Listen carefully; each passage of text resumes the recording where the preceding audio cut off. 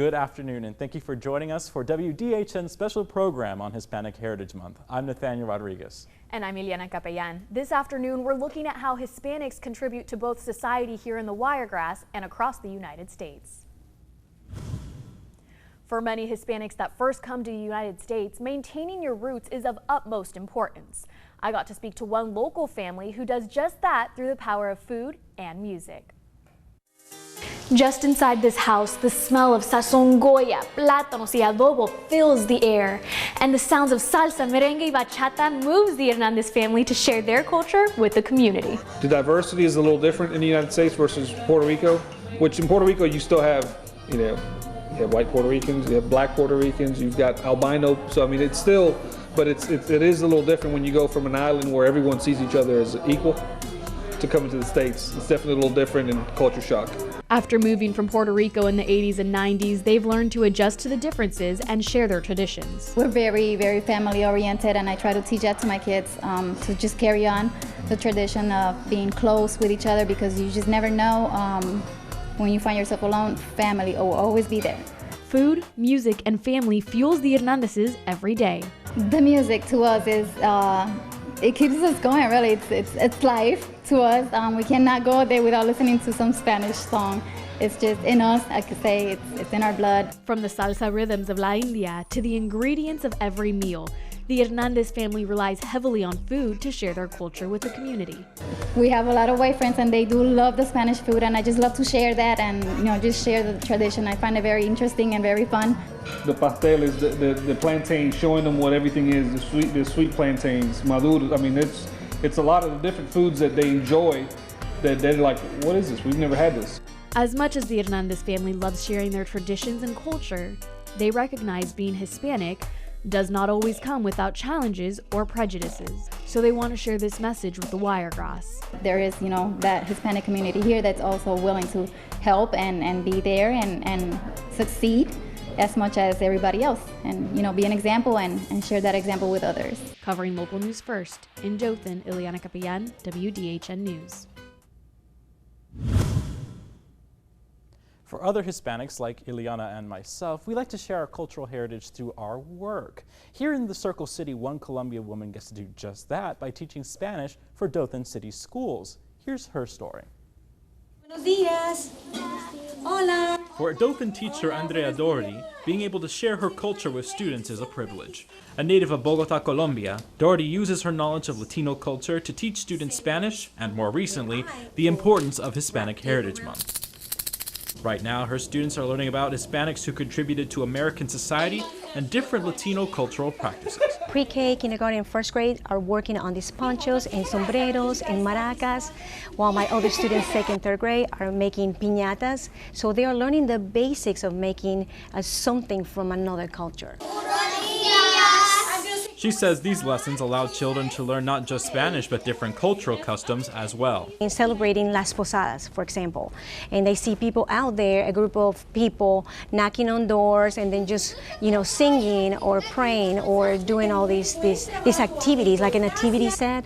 I'm wanting to be able to say, I know what this group of people are doing. Doherty also said that being able to teach Spanish not only helps students who aren't familiar with Hispanic cultures, but also Latino students themselves. When I started speaking their language, their native language, I can see a little sparkle in their eyes, because there's nothing better when you're able to understand somebody in your own language.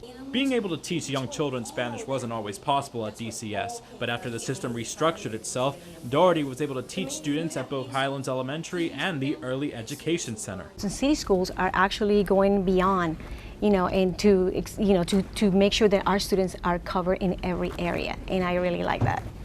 But above all, Doherty teaches her students of all backgrounds to love where they come from and celebrate diversity. Covering local news first in Dothan, Nathaniel Rodriguez, WDHN News.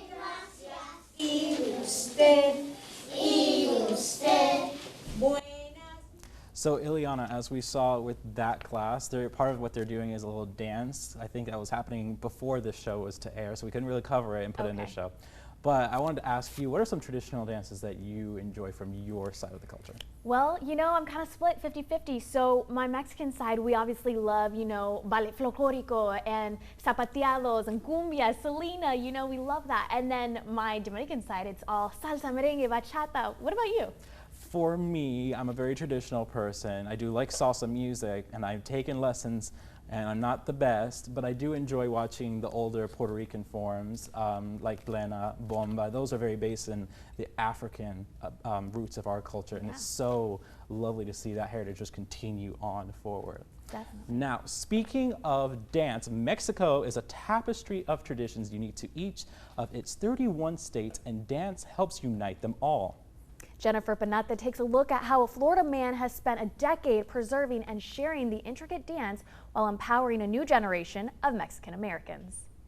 In this quaint room in Clearwater, Florida, history comes to life. Vibrant outfits and intricate footwork tell the story of Mexican heritage. For 10 years, this group has educated our entire community on the importance of tradition. It's more than knowing 2 languages. Personally, I think we have an amazing heritage. When we dance, we pass on that message to others that we're a culture and we have many beautiful things to us. Pride and passion create the rhythm of Grupo Folclórico Bajetsi. People that come from Mexico or from another countries here, they're doing the best they can. And I will try to pass to the kids.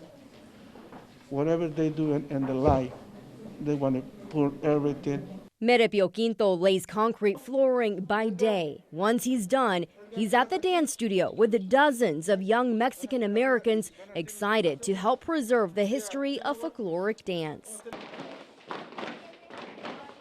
He's carried that responsibility for a decade. It comes with 2 hours of practice twice a week. I'll be doing like 2 hours, and for me it's like 2 or 3 seconds. The dedication and discipline of nearly 60 children beautifully showcase the history of 12 of Mexico's 31 states through dance. Each grade dances a state, and whenever I go to Mexico, I watch those states and say, oh my God, I do those. Dance lessons become history lessons that allow 2 worlds to collide, and dozens of community performances each month offer these kids valuable life lessons. He's taught us to have more confidence and to reach your goals. There are always going to be bumps on the road. You might forget something, you might make a mistake, but you always have to keep smiling and keep going. A message that rings true for their immigrant parents who only hope for a brighter future for their children. Be proud of who she is. COVID-19 has disrupted their rehearsals and their performances around the community, but not their resiliency and their passion to pass on their heritage and culture with all of us. Reporting in Clearwater, Florida, I'm Jennifer Piñate. And coming up next, we take a look at how one Wiregrass woman is trying to maintain an active Latino community through the power of the internet.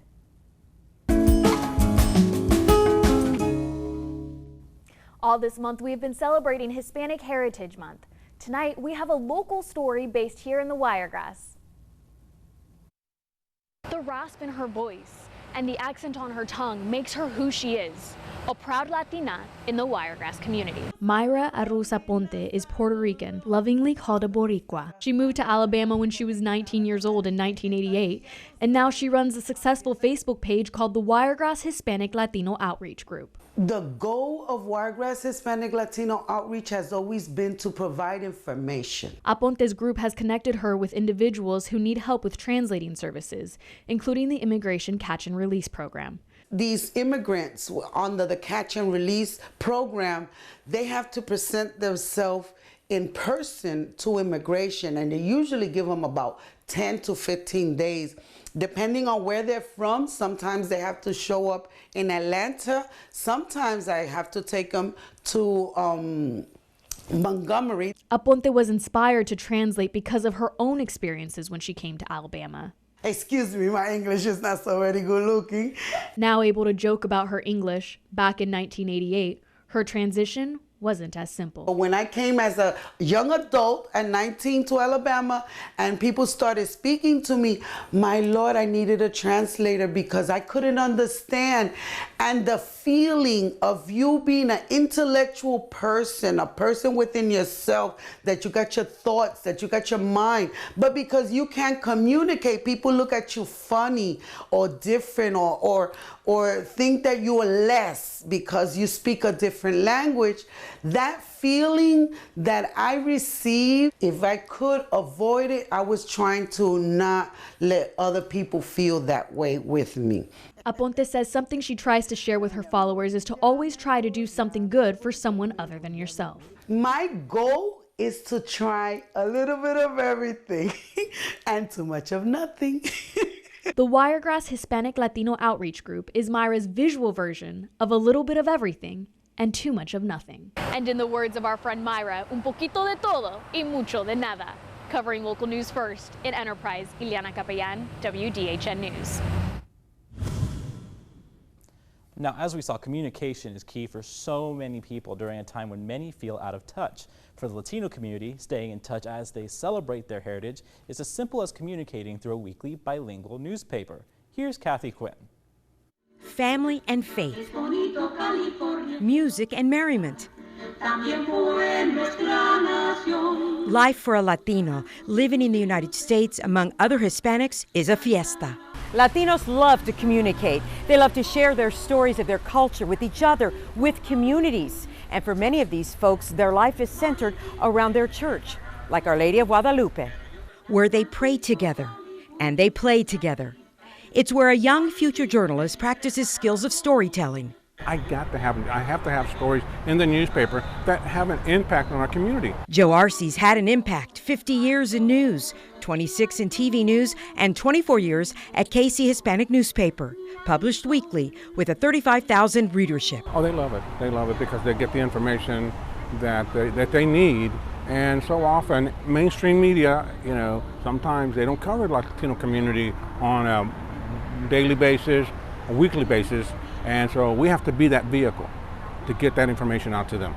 Stories told in both English and Spanish, reminding them of the unique bond they share with other Latinos. And I love seeing the paper when it comes out and seeing the big headline stories, right, that are being translated so that people who speak Spanish can understand what are the big stories, what's going on in politics, what's going on in business, as well as the celebrations. You get towards the middle and you start seeing people's quinceañera pictures. And Latinos love to celebrate their heritage, celebrate their families, and celebrate their accomplishments, like Joe Arce's Hispanic newspaper, which keeps thousands of Hispanics in his community connected. I just want to be known as a journalist. The day that God calls for me, I just hope that people remember me more as a journalist than anything else, because that is my love. There's a rich history of cigar making in Tampa, Florida. With it comes the contribution of El Lector. El Lector, or reader, sat on an elevated platform in the middle of cigar factories. He was elegantly dressed and read to hundreds of cigar rollers. It kept them entertained and educated, learning the news of the day and the latest literature. The tradition began in Cuba and then adopted in Ybor City factories during the early 1900s. My father used to say that the lectors made the cigar makers more informed than most people in Tampa, Florida, because they would start the day reading the newspaper to them, and then they would read the classics. So it was a cultural experience as well. Lectors could also spark controversy. The reading of the left-leaning articles angered some of the factory owners. Between that and the introduction of machinery by the 1930s, the Lector was gone. Nathaniel, have you ever smoked a cigar? Yes, I actually have. Okay. My parents are going to be watching this and they're going to be like, what? It was a Dominican Cuiva, and I will say it was all right, but Cuban cigars are the sweetest smelling. I've actually been to Cuba, it's great. And fun fact, the factories in Cuba still have Lectors, kind of, but they're kind of like DJs now. So when we went with Troy, it was this whole party. We were dancing salsa, women were trying to dance with students, not working at all. It was fun, but it was a little messy. And I will say this, because I'm Puerto Rican, we have to express national pride. They used to get tobacco from where I'm from, Comerío, in Puerto Rico, which is why our town has the same name as the Native American chief and a tobacco company. So representa. Anyway, for our next story, we introduce you to a man who followed his artistic path, which ended up in a place he never expected. Here's the story of Eric Trujillo, a first-generation luthier.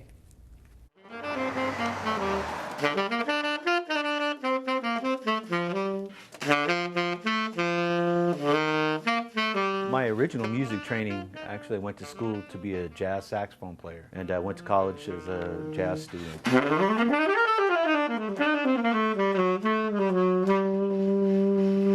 the gift of music, through playing the saxophone, believe it or not, dropping my saxophone was the reason I'm making violins now. I dropped my saxophone and brought it into the music shop that I would eventually go work for and become a violin apprentice in. I left classical music, and with my wife we opened up our family shop. My name is Eric Trujillo, and I'm a first-generation luthier, or violin maker and restorer. Luthier technically is somebody who makes string instruments, violins, cellos, double bass, guitars, ukuleles. My specific specialty is violins, cellos, and bass, and ukuleles. In the United States, I only know of 3 other Latinos that do high-end lutherie work. I think there's something honorable in doing it by hand. Sometimes it takes a little longer, but it was made by my hands only. My family, my wife is a concert violinist, and my kids all play musical instruments. It's funny, it's been an ongoing joke with me and my clients, and I take care of world-class instruments and world-class musicians, and I build string instruments for amazing musicians, but I can't play the violin to save my life. Being a Chicano luthier is important to me because I want kids that grew up in the circumstances of the neighborhoods like I did, that they have an opportunity. I just want to be a role model. That's all I know. It's really important to help carry on some of our traditions and in music especially.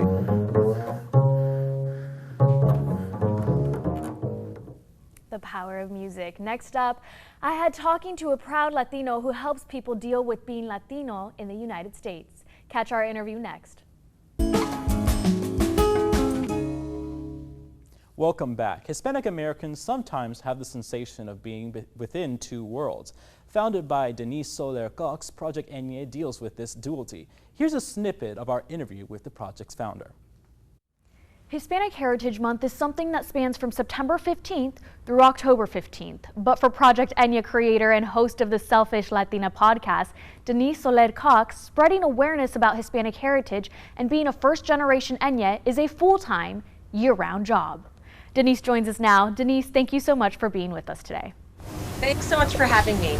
Of course, I'm so excited to have you. And you know, I watched Project Enye a couple weeks ago, and that kind of sparked my interest in everything. So tell me exactly what an Enye is, and how did you come up with this movement? Yeah, so and at my first kind of ideation of it, an Enye is a person who is American born and who has at least one parent from a Spanish speaking country. And so as the project has evolved, that experiences this dual identity, anyone that feels ni de aquí, ni de allá, who feels pulled between their Latinidad and also their American side of themselves, should absolutely be able to consider themselves an Enye.